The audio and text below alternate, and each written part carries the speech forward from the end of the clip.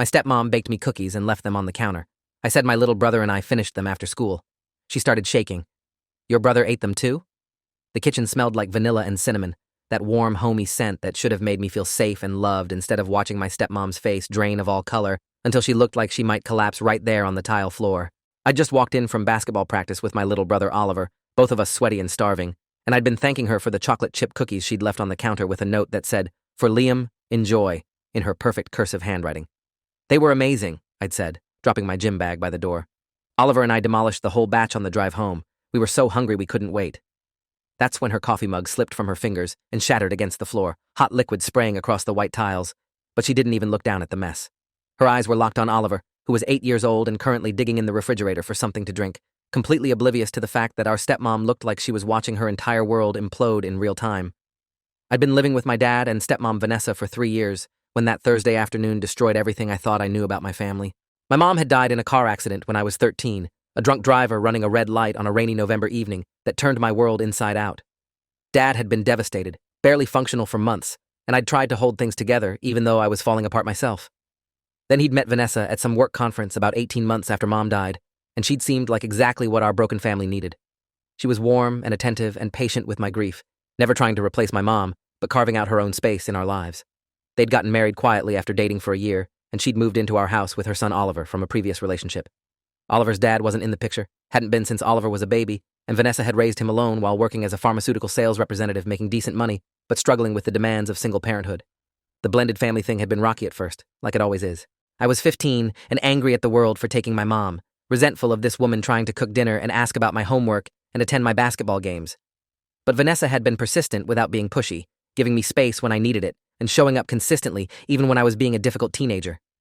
Oliver had worshipped me from day one, this energetic kid who wanted to do everything his big brother did, and it was hard to stay angry when he looked at me like I hung the moon. Over time, I'd softened, started calling her Vanessa instead of my dad's wife, started actually talking to her instead of giving one-word answers, started to believe that maybe our weird little family could actually work. Now I was 17, a senior in high school, and things had seemed good. Dad worked long hours as a construction project manager. Vanessa had her pharmaceutical sales job that kept her traveling occasionally. Oliver was thriving in 3rd grade, and I was looking at college basketball scholarships and trying to figure out what I wanted to major in. Normal family stuff. Normal problems. Until the moment I mentioned sharing those cookies with Oliver and watched Vanessa's careful mask crack wide open to reveal something terrifying underneath. "Your brother ate them too?" she repeated, her voice coming out strangled and thin. Oliver had closed the refrigerator and was looking at her with confusion, a juice box in his hand. "Mom, are you okay?" he asked, and she made this sound that was almost a sob before rushing toward him and grabbing his shoulders, her fingers digging in hard enough that Oliver winced. "How many did you eat?" she demanded, shaking him slightly. "How many cookies did you have?" Oliver looked scared now, his eyes welling with tears, and I stepped forward automatically, protective instincts kicking in. "Hey, what's going on?" I said, trying to keep my voice calm, even though my heart had started pounding hard against my ribs. "Why does it matter how many cookies he ate? They were just chocolate chip cookies." Vanessa released Oliver and backed away from both of us, her hands shaking violently as she pulled out her phone and started dialing with trembling fingers. She was breathing too fast, hyperventilating, and I watched as she pressed the phone to her ear and waited for someone to answer. "I need you to come to the house right now," she said, her voice barely above a whisper. "There's been a situation. Yes, right now. I don't care what you're doing. Get here in the next 10 minutes. She ended the call and looked at me with an expression I couldn't read. Fear, maybe. Or calculation. Or both. "Liam, I need you to tell me exactly how many cookies you ate and exactly how many Oliver ate. This is extremely important. Don't lie to me." The way she said it made my stomach drop like I'd just missed a step going downstairs. Something was very wrong here. Something beyond a mom being upset about her kids eating too many sweets. "I don't know exactly," I said slowly, watching her face. "I had maybe 4 or 5. Oliver had 3 or 4, I think. He's smaller, so he got full faster. Why? What's wrong with the cookies?" Vanessa made another sound, almost like a whimper, and started pacing in tight circles on the kitchen floor, glass from the broken mug crunching under her shoes. "We need to make you both throw up," she said, talking more to herself than to us. "Right now, before your bodies absorb anymore. Where's the hydrogen peroxide? Do we have any?" She started yanking open cabinets, searching frantically, and Oliver started crying for real now, confused and scared by his mother's behavior. I pulled out my phone and started recording, some instinct telling me I needed documentation of whatever was happening here. Vanessa didn't even notice, too focused on searching through bathroom cabinets for something to induce vomiting. My hands were shaking as I followed her, Oliver trailing behind both of us, and I asked the question that was pounding through my head with every heartbeat. Vanessa, what was in those cookies? Tell me right now or I'm calling 911. She spun around to face me, and for just a second, I saw something in her eyes that made my blood turn to ice. Rage. Pure, undiluted rage that she was trying desperately to suppress. Then it was gone, replaced by panic and fear, but I'd seen it. I'd seen her look at me like she wanted me dead. They were just cookies, she said, but her voice cracked on the lie. I used some ingredients that might have been expired, and I'm worried you might get food poisoning. She was a terrible liar when she was panicking, her eyes darting away from mine, her hands still shaking. Oliver was full-on sobbing now, scared and confused, and I made a decision. I grabbed his hand and started pulling him toward the front door. We're going to the hospital, I said, keeping my voice steady, even though I felt like I might throw up from fear alone. Right now, if you're this worried about food poisoning, we need to see a doctor immediately. Vanessa moved to block the door, her body language shifting from panic to something more aggressive. No, we can handle this at home. We don't need to make a big deal out of this. The fact that she was trying to prevent us from getting medical help confirmed every horrible suspicion forming in my mind. I pulled Oliver closer, positioning myself between him and Vanessa. Get out of the way, I said, my voice harder than I'd ever used with her before. We're leaving. Move. For a moment, I thought she might actually try to physically stop us, but then we heard a car pulling into the driveway and her attention shifted. She looked toward the window, then back at me, and something in her expression changed again. Resignation, maybe. Or just recalculation. The front door opened without anyone knocking, and a man I'd never seen before walked in like he owned the place. He was maybe 40, wearing expensive casual clothes, with the kind of face that would disappear in a crowd. Vanessa looked at him with desperation. They both ate them. Oliver had 3 or 4. We need to fix this right now.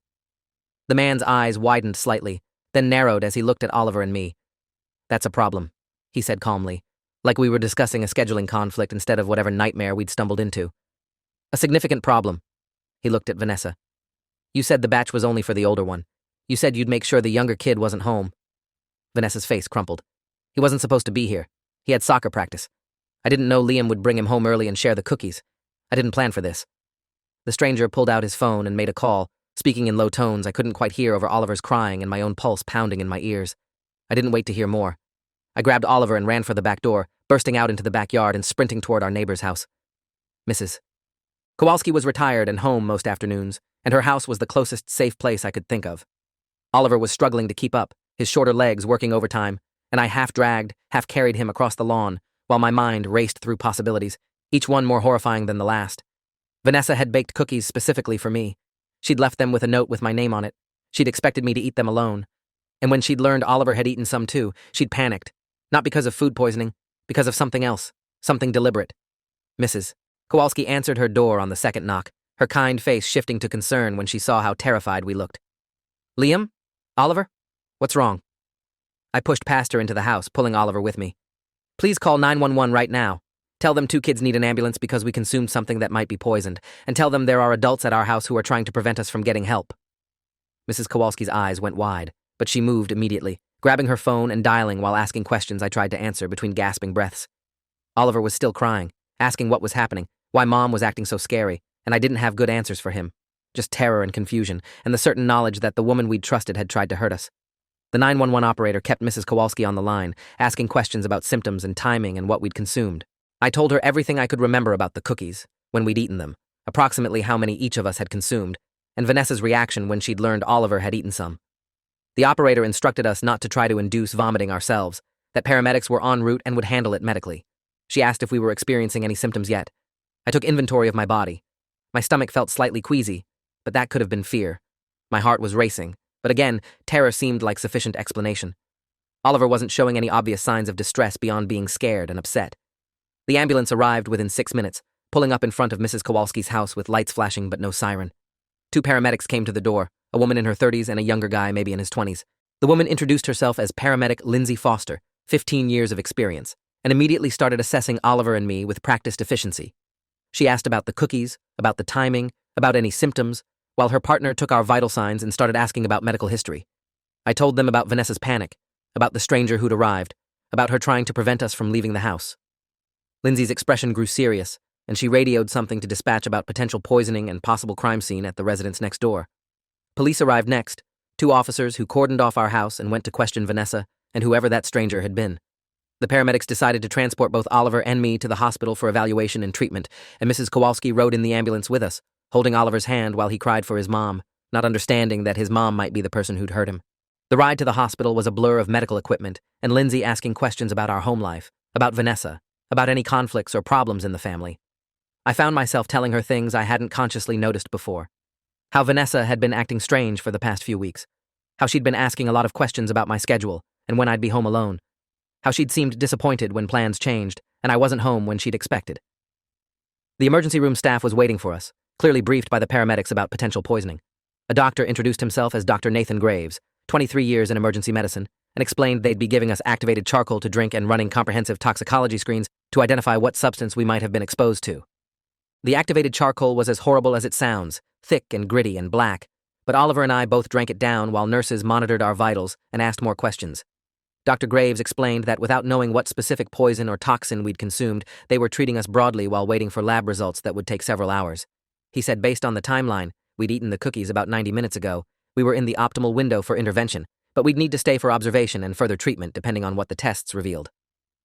A detective arrived at the hospital around 5:30 p.m., maybe 2 hours after we'd first arrived.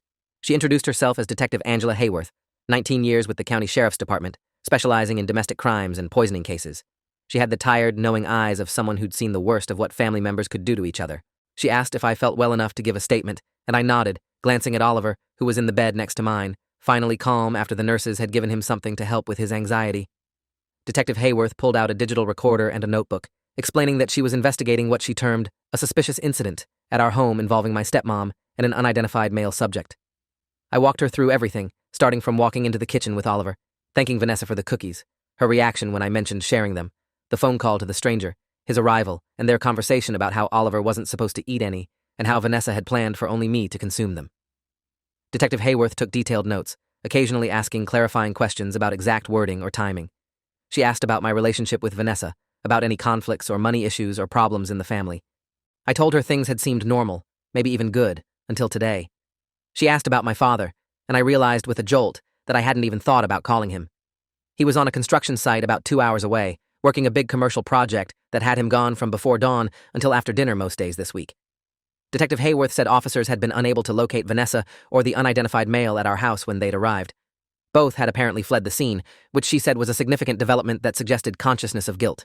She said they'd issued an attempt to locate alert for Vanessa and were working to identify the male subject, but in the meantime, she needed to know if I had any idea why my stepmom would want to harm me.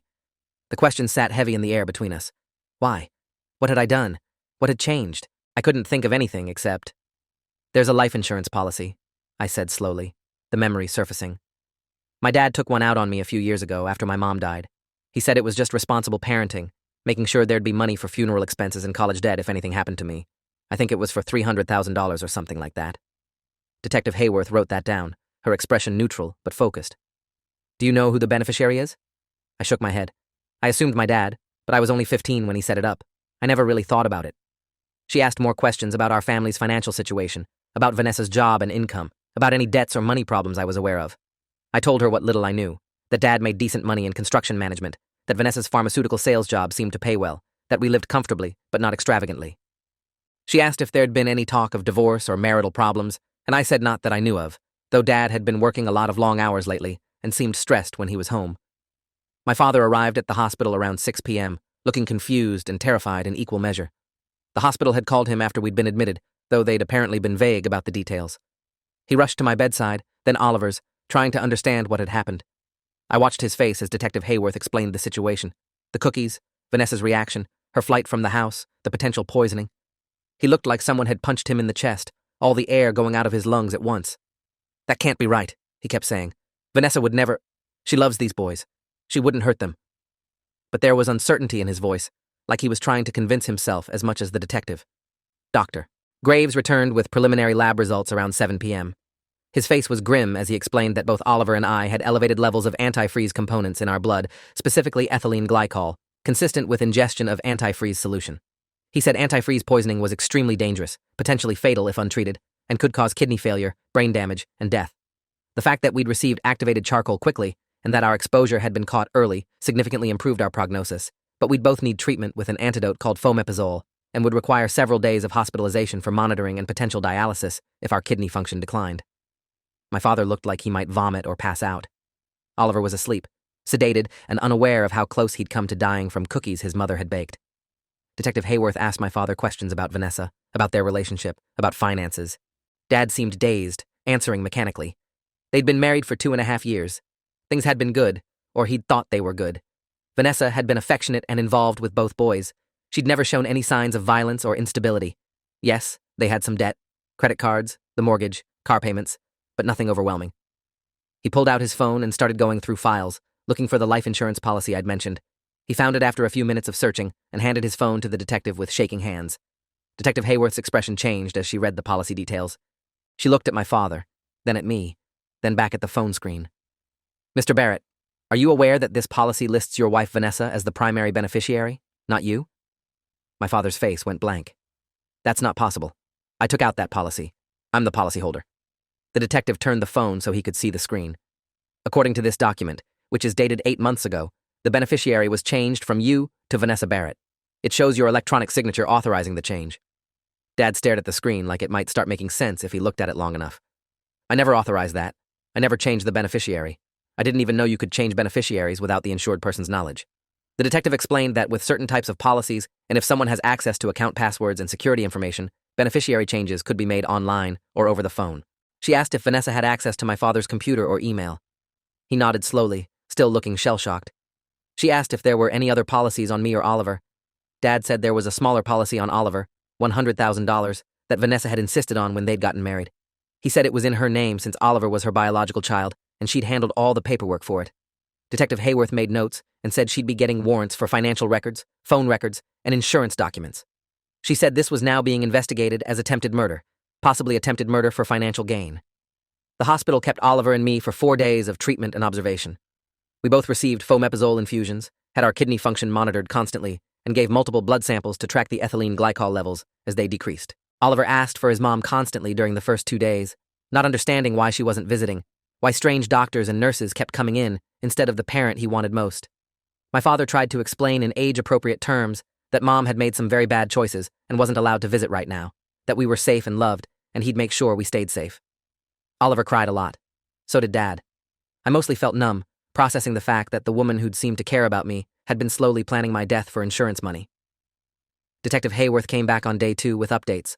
They'd located Vanessa at a motel about 60 miles away and arrested her on charges of attempted murder, poisoning, and child endangerment. The man who'd been at the house was her boyfriend, someone she'd been seeing for over a year behind my father's back. His name was Richard Sloan, and he had a criminal record including fraud and identity theft.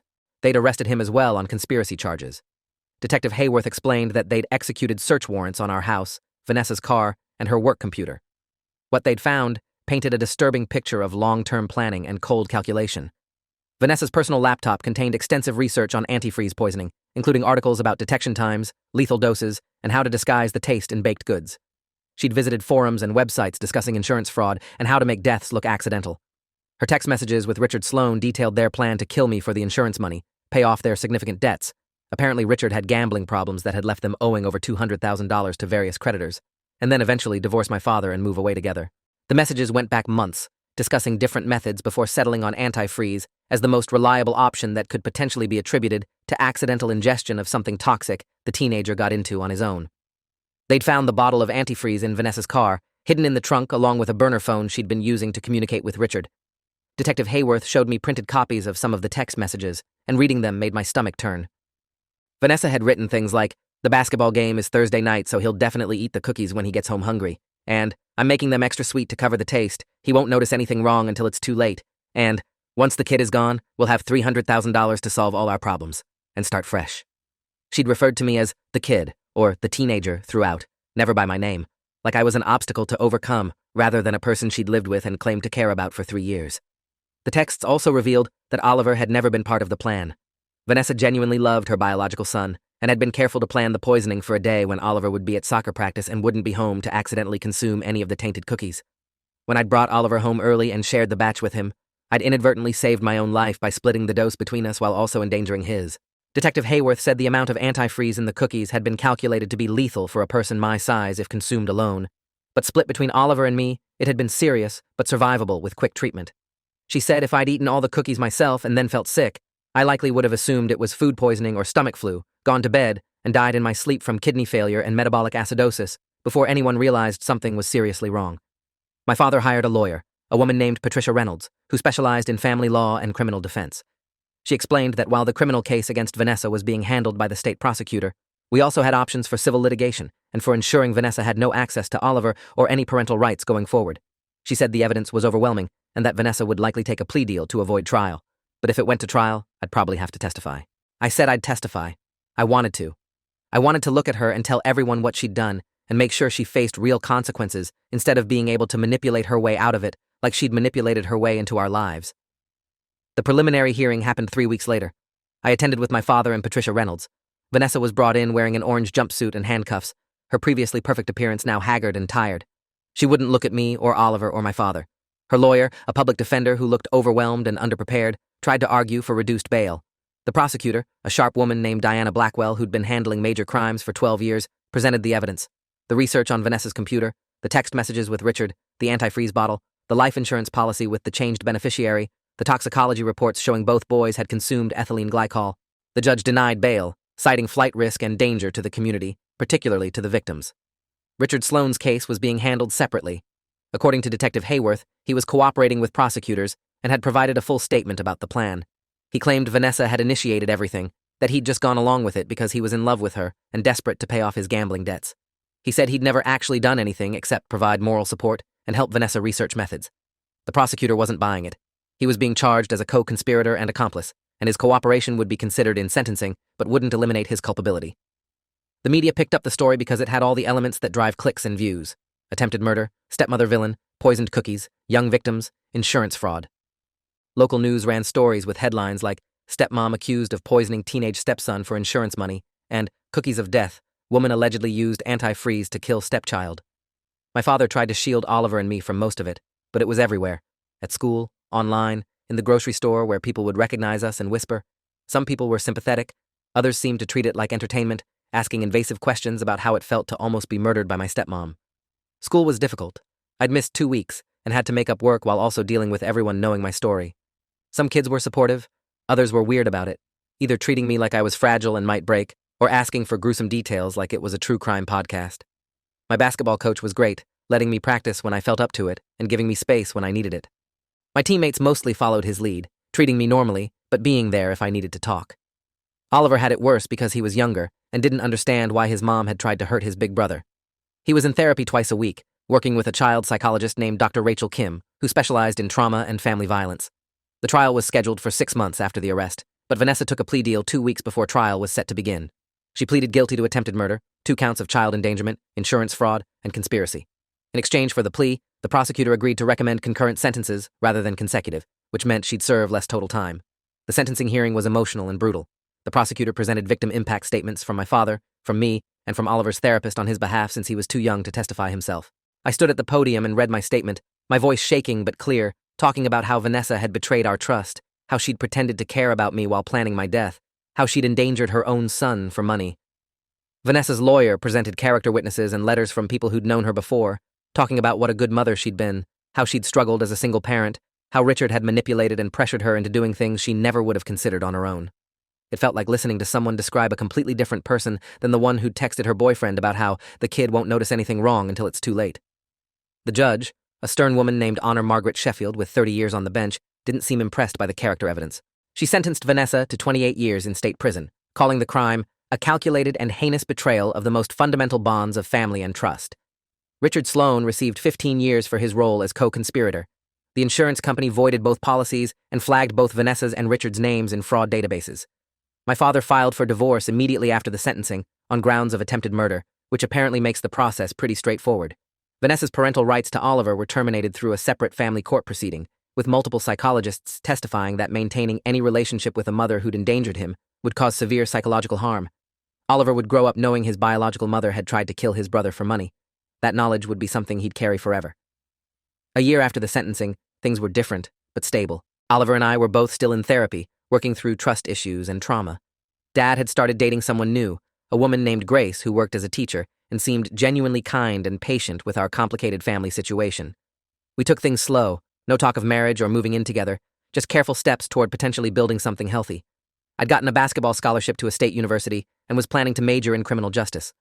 The whole experience had given me a different perspective on justice and truth and how important it was that people be held accountable for the harm they caused.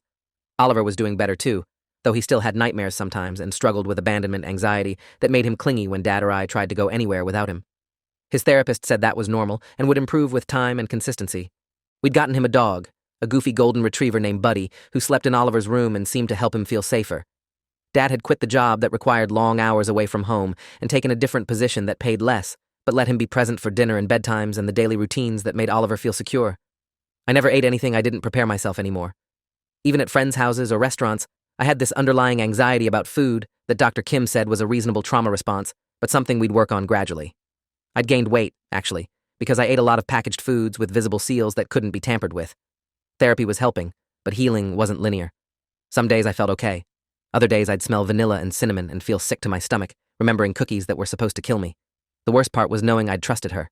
I'd let my guard down. I'd started to believe our blended family was real and stable, and that Vanessa cared about me. The betrayal hurt almost more than the physical danger. Detective Hayworth stayed in touch, checking in every few months to see how Oliver and I were doing. She said our case had led to changes in insurance company policies about beneficiary changes, requiring additional verification for policies on minors. She said Vanessa was serving her time in a maximum security women's facility and was expected to serve at least 20 years before being eligible for parole. Richard was in a different facility serving his sentence. Neither had attempted to contact us, which was a blessing. I didn't want apologies or explanations. I wanted them to disappear from my life as completely as they'd planned to make me disappear from theirs. Sometimes I thought about that Thursday afternoon, about walking into the kitchen with Oliver, both of us hungry and happy after basketball practice, about thanking Vanessa for the cookies and watching her face change when I mentioned sharing them. If Oliver had gone to soccer practice as scheduled, if I'd eaten those cookies alone, I wouldn't be here. I'd be a statistic, a tragic story about a teenager who died unexpectedly, a grieving family collecting insurance money to bury their son. Vanessa and Richard would have gotten away with it, would have paid their debts and moved away and lived their lives built on my death. The thought made me cold and angry and grateful in a way that was hard to articulate. I survived because of a schedule change and a generous impulse to share food with my little brother. Oliver survived because I'd brought him home early and because emergency responders acted quickly. We were both alive, both healing, both moving forward with our lives. Vanessa was in prison where she belonged. Richard was in prison where he belonged. Justice had been served in a way that felt real and earned, even if the scars from their betrayal would never completely fade. I'd learned things about human nature that I wished I didn't know, about how people could pretend to love you while plotting your death, about how money could corrupt people so thoroughly they'd murder children to get it, about how important it was to trust your instincts when something felt wrong instead of rationalizing it away. The cookies Vanessa baked with antifreeze and fake sweetness almost killed me, but the split-second decision to share them with Oliver saved us both and exposed the monster hiding behind the mask of a caring stepmom. She'd thought she was clever, calculating, certain her plan would work, and she'd collect insurance money without anyone suspecting murder. But she hadn't accounted for variables like schedule changes or brotherly generosity or her own panic giving her away. She'd underestimated how quickly the truth could surface when the right people started asking the right questions. And now she was spending decades in prison while Oliver and I got to grow up and build lives and heal from what she'd tried to do to us. If you made it this far, hit like, you've earned it.